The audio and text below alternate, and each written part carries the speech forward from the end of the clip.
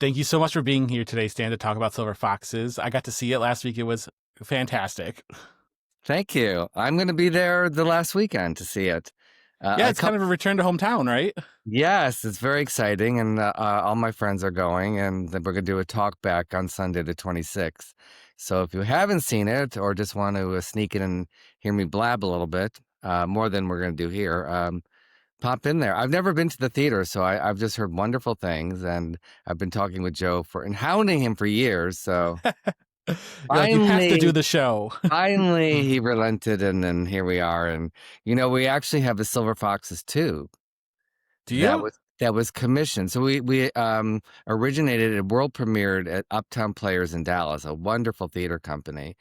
And they were so kind to us. We had such a wonderful experience. Michael Urie from Ugly Betty and Shrinking and Once Upon a Mattress and Buyer and Seller and blah, blah, blah. He directed it. And then this past beginning of this year, they hired us to and commissioned us to write a sequel, Silver Foxes 2. So we just handed it into Michael, and we're going to probably do a reading of it sometime early next year, and then world premiere it down in Dallas. And then I think we're going to need to put them in repertory. Sure. In Ferndale, yeah.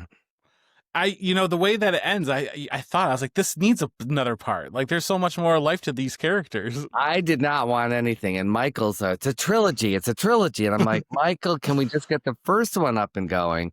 And it's still our dream to bring it to New York. And I was just in London and talking it up there. I think that sensibility and humor would go over great there. So, Absolutely. and it actually, I will spill some tea. This has not been announced, and I won't give specifics, but when I was over there, I got an email, and it's going to be its first European production, an English language company in Amsterdam.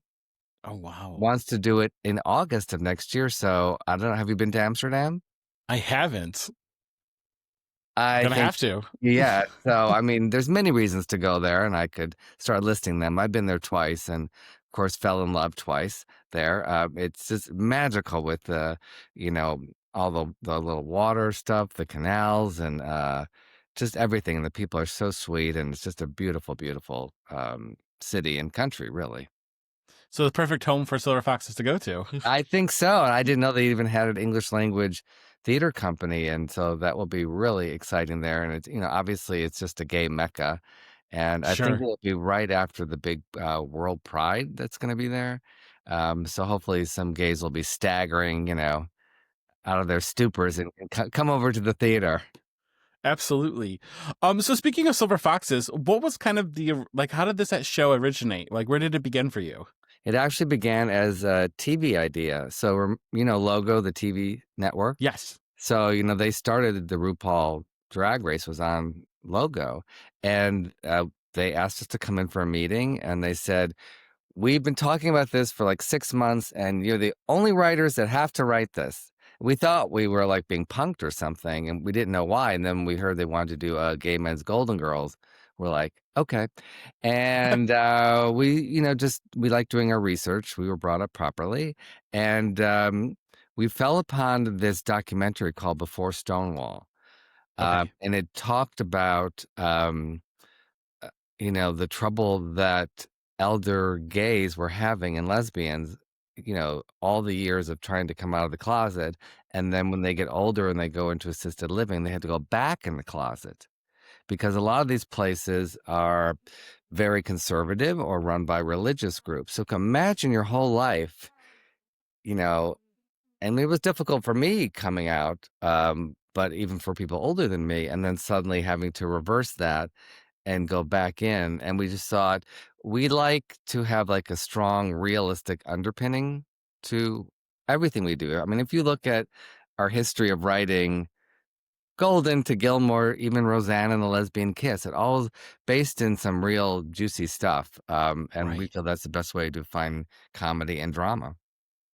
It's something that, I'm a 30-year-old gay man, and even my coming out story is a lot different than people before me and people after me.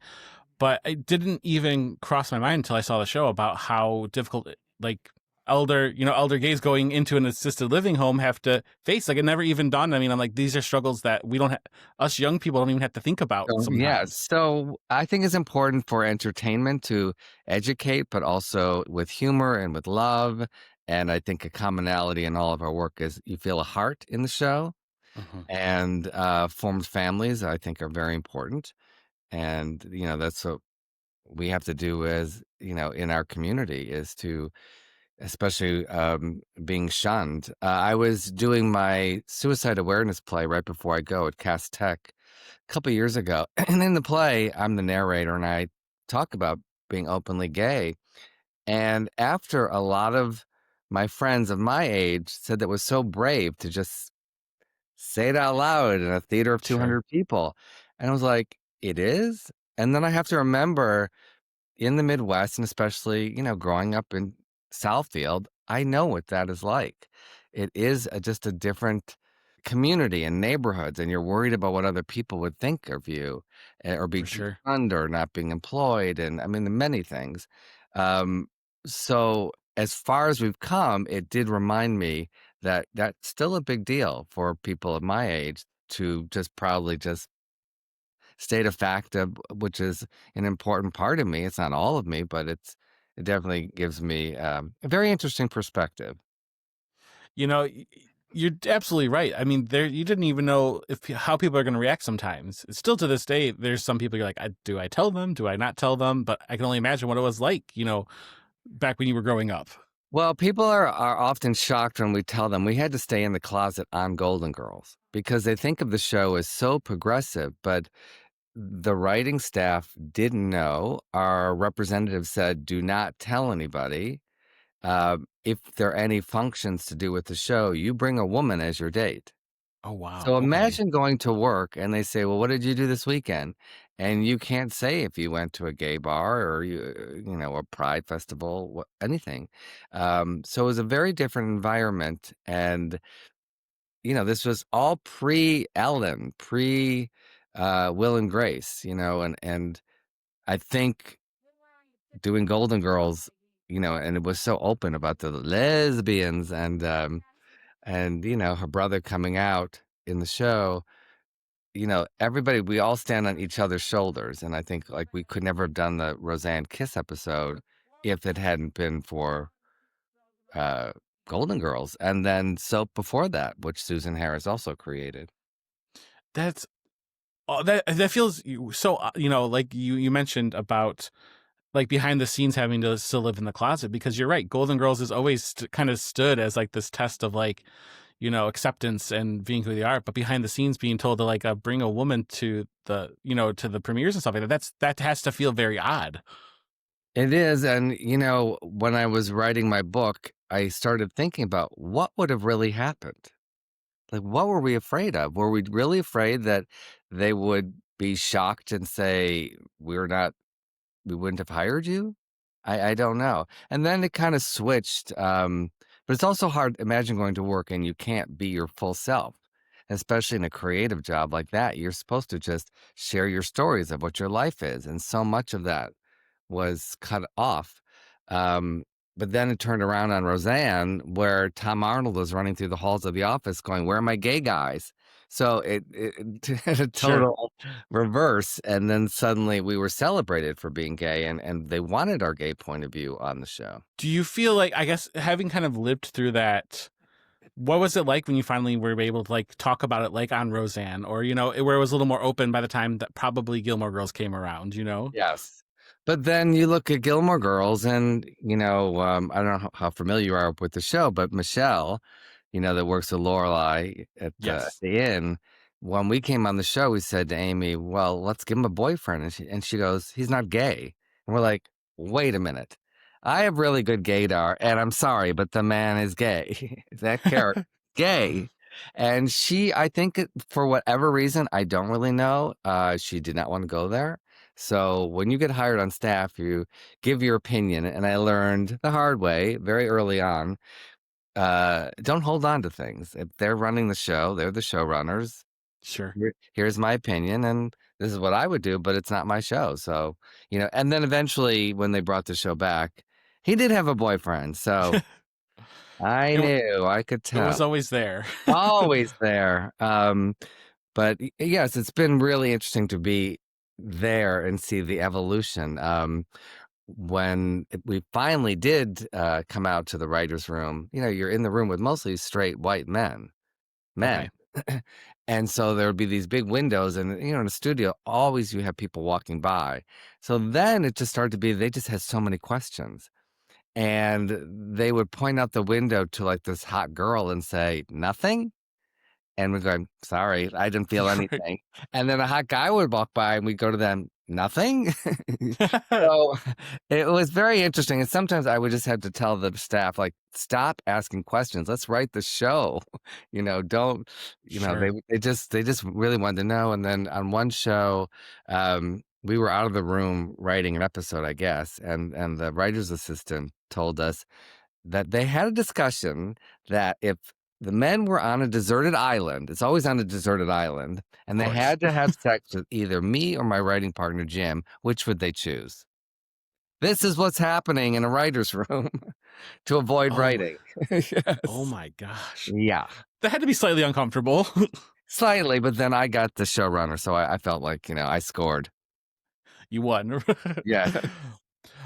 So what is kind of your process then, like for developing specifically, I guess, Silver Foxes, but for any project, you have the idea. Do you just start like writing right away, or do you map it out? What's kind of like, how did Silver Foxes kind of come to be in that aspect? We're very big on structure. I think it's Okay. very important. And I teach writing. I've been mentoring writers in these castles in Europe once a year. That's awesome. I just came back from 2 weeks in Spain. It's called Rockaberry Writers Retreat.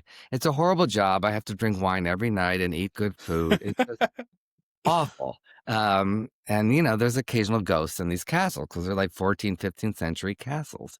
Oh no. Um, but I tell other writers, you have to have a strong foundation. And a lot of times, new writers of any age, they just start piling on and writing, writing, writing, writing, writing. But the base of it isn't strong enough to hold it. So I have to go back to, what is the story you want to tell, whether it's a TV show, a movie, it could be a book or a play. What do you want to tell? What's the theme? What are the high frequency elements of it? And by high frequency, I mean stuff that, again, comes from the heart. A lot of times people Sure. want to write about work or a house, or, those are low frequency. What is going to make the audience feel? And you get that in something like Golden Girls when they all sit around the table. They talk about their feelings. And I think that's why we like to write mostly for women, because women are just more in touch with their feelings. And as men, we're raised not to talk about things and to buck up and be strong. Correct. Yeah. And luckily, with something like Silver Foxes, gay men were always gabbing and gossiping and bitching and complaining and singing. And so it opened a whole world for us to delve into some really interesting stories, and not just about how people were raised, about how they, moved through the AIDS crisis. Um, every situation, families being married, their perspective. And that was so cool to do that in the form of a play where you have, an hour, 20, 30, 40 minutes, not be confined to, that 22, 23 minutes of a sitcom. What I loved about Silver Foxes is that you kind of mentioned about how, yeah, we men are socialized to be less emotional. As a psychologist, it's one of sometimes the most challenging parts of my day when you get a man in there and they just like don't want to talk about their feelings, but they know they need to talk about something. Yeah. And I love that you had somebody kind of like Chuck, who is a little more of like the old school, not talk about your feelings and stuff. And then you had moments where him and Benny kind of like, specifically, there's a scene where they're sleeping on a pull-out couch together. And there's quite a bit of emotion in that. And even when they're not saying stuff, they're feeding off of each other. And I thought, as I was watching, I was like, that's such a beautiful thing because it shows that like we can break down those barriers at any age. I think that is important. And that scene was not originally in the very first draft. And Okay. we really wanted to have that touching moment and what it's like to share a bed and hear those sounds from somebody in the bathroom. I think that's why Oh, I've been afraid of having a relationship. They have to hear all that and they're going to stay with you. Like, I don't think so. I'd be like, correct. Either I would be or they'd be the first one to the door, just dust. So I thought that was really fun to explore. And again, Golden Girls for us was like comedy writing class 101. And we really learned like from someone like Susan Harris, who created a show with 4 distinct voices. They all were very, very different. So I think that taught us in every um, piece of content that we created, whether it was TV, film, or theater, have very strong voices. So you could see um, Chuck not being able to verbalize. And then we learned from Betty Thomas on the Brady Bunch movies, everything had to have an arc. So it's Okay. great. Think of he started there where he couldn't really talk. We have a joke, without a cocktail in his hand. Liquid courage, as they speak of it. I wouldn't know anything about that. And then when he can, you feel like, yes, you're talking, you're letting it out. Doesn't that feel better? And I think especially with everything that's going on in the world, we kind of all go to our corners, and I think it's important. And that's kind of the theme of Silver Foxes too, is like, where can we connect and have those messy discussions and move forward? Absolutely. I loved that. Not only did it have, you had the Chuck, the Benny, the Cecil, but then you had the Twink, who there's a few times where they're talking to him and he's so vastly different than the rest of them. And they're still finding common ground, or they're explaining things to him. And I was like, there is a beauty to the fact that we can all come together no matter what. We can have conversations that the Twink and people, of that age bracket should be listening to and having and carrying on that knowledge. Hopefully, I don't know how deep you go into TikTok, but there's been some TikTok creators, young, that are bitching about older gay men that are wanting to talk to them, and kind of disrespectfully. And then there's older gay content creators. They're saying, wait a minute, you guys, like, we all are in the same boat. Let's help each other out and be respectful. And I think that shows within our play. You think the Twink is going to, they don't even know his name because their friend Jerry keeps switching them out like, loaner cars. And and then they realize, oh, there's really a lot more to him than you think. And that was cool to write that. I mean, because I love that you gave, like you said, distinct voices. They're also fully formed characters. Like, not one of them, because for a second there you kind of see the Twink and he's kind of like a caricature of like what a Twink would be, and you're like, okay, what's gonna happen to him? And by the end, he's like, oh no, he's a full character. He has thoughts, feelings. He's not just the silly, boyfriend of somebody else. But we wanted the audience to follow the path of the Yeah, guys, thinking he's just that, and then realizing, oh, we've judged him. If you can take that audience on the same ride, and then you're going, oh, whoops, I prejudged him. There's a lot more to him, and then he has a really interesting backstory and what that's like to, what's his story with his family and coming out and being gay. And so that was great to explore that in all the different ages and types of men.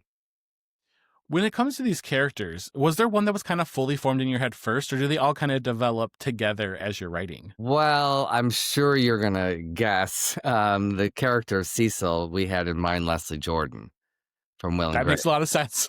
We just heard him. It was like that Yes. was who it was. He has such a specific sound. And when we went to do, we were handing the script in. It was the TV pilot of it. Um, I didn't know him. I just cold called him, and I just threw my credits out, which I tend to do when I need somebody. And he was just like, "I'll be there. What day? What time?" That's And awesome. then we went after George Takei for Chuck. We didn't know him either, and then he's become a dear, dear friend. And he's very stoic, so that was very much like the Chuck character. Um, so I mean, obviously, the way Leslie passed was very emotional. But they were in my living room reading Silver Foxes with That's Bruce incredible. Valanche and Todd Sherry and Sherry O'Terry and Melissa Peterman. I mean, it was crazy, the people that were there. It became a kind of viral moment because when the network said they couldn't make the show because they didn't have enough money, we tried to get it to other networks and studios and streaming, and nobody would even read it. They said it's old Wow. people and it's gay. No. So I started posting about it, and it went viral all over the world. Um, but it was a really cool moment to have those cast members in my living room and hear it come to life for the first time. And then I knew we had something. And it's been so wonderful seeing different interpretations of the part.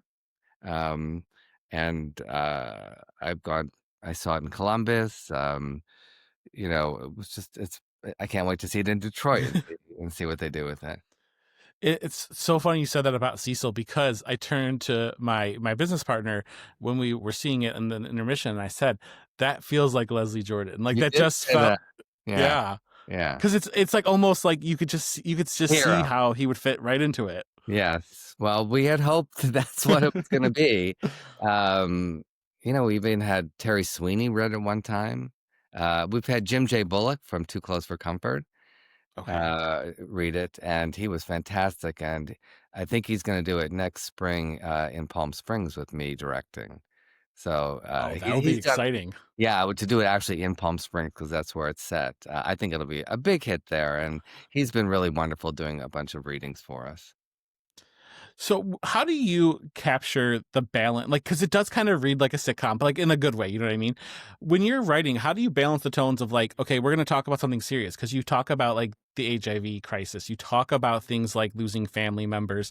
How do you strike that balance between those two tones? That's interesting because people often say, "What is the tone?" And I think it's just like my life. I can be Okay. really funny and really serious at the same time. And I know it's easy because you want to pigeonhole people. Is it drama? Is it comedy? What is it? And I think if you just listen to your own real life, you do go through things like that.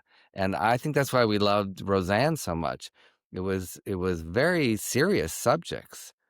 People died, they lost their jobs, they, got into really intense fights with each other. But at the end of the day, it was really funny.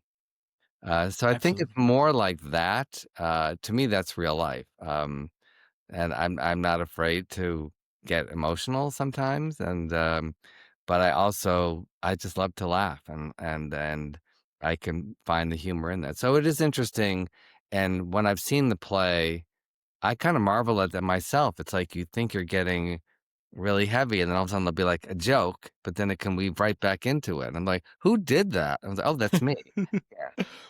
It's one of those things. As a psychologist, one of my specialties is LGBTQ issues, and one of the things that we've seen is that humor, it tends to be one of the defense mechanisms we use the most. And so you're having a moment, and you can offset it with a little bit of humor, and like that like alleviates some of that seriousness, but you're also still having that real conversation. And I always think when people are laughing, their minds and hearts are just more open. They're not so Yes. rigid. There's something about, and I have for years thought about, what is it? And maybe you can answer it as a professional. What makes you make that sound, that laughter sound? Like, what is that? Like, and we all have different sounds with it. Like, what tickles us? I mean, it's so interesting to me. But I think there must be something connected with your body that it just kind of opens you up so that things can come into your head that you maybe not have thought of or have had a rigid opinion about it. And hopefully people come away with like, oh, that's what that person was going through was like one of the characters. Absolutely. It's definitely, people, your brain tends to remember positive things. So Yeah. if you're having a positive reaction to something, even if it's a heavy topic, you're going to come back to that. There's scenes, if I think about, I grew up watching Roseanne too. I watched all of these shows at some point in my Oh, life. And I thank you. remember And Rita Rocks, you told me. Rita Rocks. Yeah. I can't believe you watched that, that was such a wonderful experience. We wrote that on spec. We just loved American Idol and we loved Roseanne, so you can see how we wanted Yep. to marry music with, like, a Roseanne kinda show, and we got to do it, so 40 And episodes. And Look all it of up. those shows, though, really do have those moments where they stick with you. There's scenes of Roseanne that I can remember. And granted, I was pretty young when that came out. And I can remember certain scenes that were just, they hit you, even though there was maybe jokes in there, but you're just like, oh, that was a really real moment. Like these characters, like you said, even Rita Rocks, they're all such real people on screen. Yeah, and I set Rita Rocks, in Detroit, so I'm I sure did you know not even connect that. Like I said, it's been yeah. years. Yes, if you watch the pilot, we talk about, like, 6 Mile into Quinder. Like, Okay. Who makes a joke about 6 Mile and DeQuinder and would get that except Detroit people? Tisha Campbell was playing organ at a church down, so Okay. it's really fun to, have little references, and little little kernels that people could pick up on, which we love to do. We love to take real places, real people. I'm always listening and, writing down notes of things I hear that I want to put into something. So when you're, being a playwright, a writer, what is it like to pass off your work to another and then to like see it on the stage? Is there like a little bit of nerves with that, or is it just always pretty exciting? I will admit I'm a little nervous, but I've heard such good things about the Ringwald production that I feel I'm going to walk in already just smiling.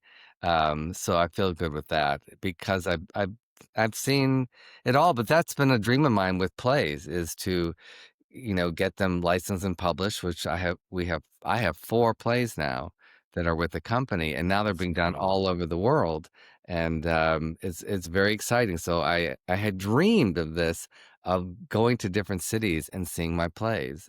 Of course, I'd love to direct all of them, but I can't physically do that, and it is really great to see different interpretations, and sometimes I go, "Hmm, that's a great idea. Let's put that in."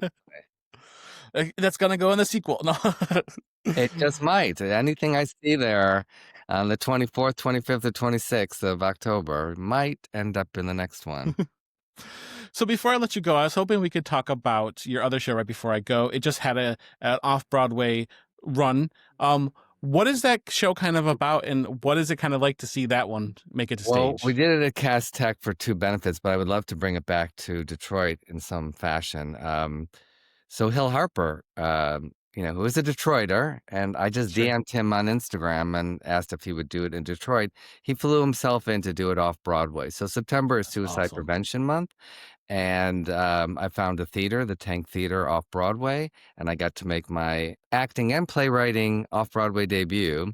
So we had 3 rotating casts of superstars and me. I don't know how that happened. And there I was on stage with Wendy Malick from Hot in Cleveland.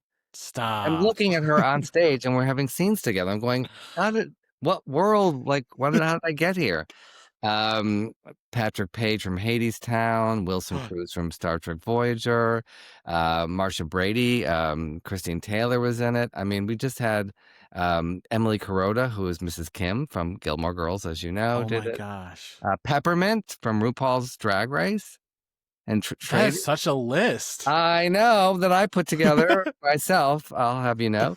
About 14 years ago, a very close friend of mine died by suicide, and as a comedy writer, I didn't know how to deal with it. He did Sure, leave a note, and I couldn't get the note, so then I started Googling real suicide notes, and I wanted to figure out the why. Why did he do it? And sure. I thought the notes might show me a way.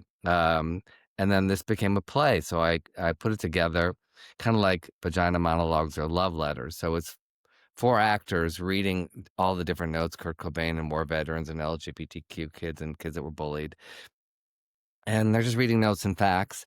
And then a director said, "You need to put your story with your friend in it." And I fought it for a long time, and it was just going to be a narrator. And then every rewrite, people said, "Just say it's you." And it became me, and I've been doing it all over the country and did it off Broadway and, did it at Cass Tech, and I would just love to see it done more, especially in Detroit. My publishers had me do a school edition, so we've been taking it at high schools. If we can get kids at that age, and they do wanna talk about it at that age, to understand what bullying does to other kids, to understand what it's like when you're feeling depressed or alone. I know I was spit on at Thompson Junior High in Southfield, Michigan, and I would go home and think of like, I don't want to go to school tomorrow. So this play is about provoking conversation about a really tough subject where there's so much shame around.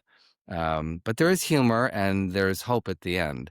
I found notes from people that attempted it but lived, and they Okay. talked about knowing that they had something to do for the rest of their life and they want to live for what's around the corner.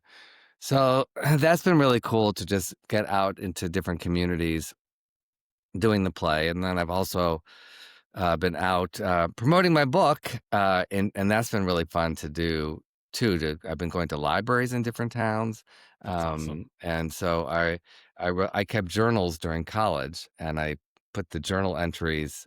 It's called "The Girls from Golden to Gilmore," and it's stories about all the wonderful women I've worked with, and Roseanne. But really, it's a Valentine to my mother, who passed 4 years ago, and she was my biggest cheerleader, and she really supported me going to Cranbrook Theater School, and that's kind of where my life turned, because I found my tribe with theater there, Sure. and to be picked on in school and be unpopular, and then to go on like Greek theater. I don't know if you've ever been out there; it's I beautiful. have, yeah, it's amazing. Uh, and suddenly I was the most popular kid there. And so in a young kid's mind, I'm like, what's different? And it just was, Sure.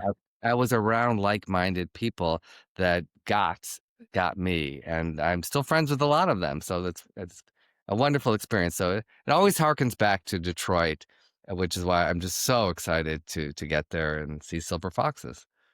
We are so excited to have you there. And also, I just want to say before I let you go, right before I go, what a beautiful message. And I hope that it speaks volumes to everybody. And if it can save even one kid's life, again, as somebody who was bullied for being gay and was, unfortunately had some suicidal ideations, like that's the kind of things that I know that I would have needed in high school. And it's good to have that be going through schools and Well, stuff it's like that. only an hour-long play, and then you're required when you license it to do a talk back after with a local mental health professional. I love that. So That's maybe you need fantastic. to do the play with me. Even Let's at do it. let's do it. I mean, if we could get into high schools there would be super cool. Or do a benefit at the Ringwald one night and get some Absolutely. wonderful Detroit area actors on stage. I love it. Thank you so much, Stan, for your time. It's been such a pleasure talking with you. And we are Thank excited that you. you're going to be joining the show this weekend, Can't next wait to weekend. see you next week. Yeah. um, so if you're in the Metro Detroit area, you can catch Silver Foxes at the Ringwald Theater through October 27th. So get your tickets now and we'll see you there.